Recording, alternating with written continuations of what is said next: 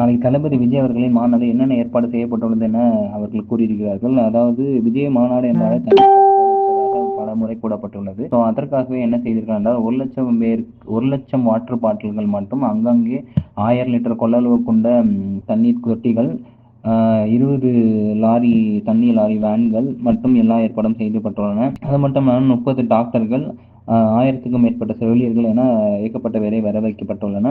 முகாமும் 100 மீட்டருக்கு ஒரு முகாம் சரௌண்டிங்ல எல்லா பக்கமுமே செட் பண்ணி வச்சிருக்கிறதா ஆதவ அர்ஜுனா அங்க எல்லாருமே சொல்லியிருக்காங்க. அங்க அமைக்கப்பட்டு அது மட்டும் இல்லாம ஒரு டென்ட்டுக்கும், அதாவது area wise, age wise, something இந்த கேட்டகரி வைஸ் பிரிச்சு வச்சிருக்காங்க. ஒரு இதுலயுமே 30,000 பேர் மட்டும் கொள்ளளவு இருக்கிற மாதிரியும் பிளான் பண்ணி வச்சிருக்காங்க. அதிகபட்சம் நாளைக்கு மாநாடுக்கு எப்படியுமே லட்சக்கணக்கில் ஆட்கள் வருவாங்கன்னு பயங்கரமா எதிர்பார்க்கப்படுகிறது.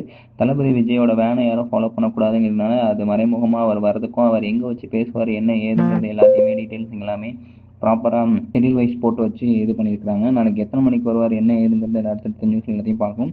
விஜயமங்கலத்தில் நடக்கிற இந்த விஜய் மாநாட்டிற்கு ஏகப்பட்ட பேர் செல்வதற்கும் ரெடியாக இருக்கீங்கள்.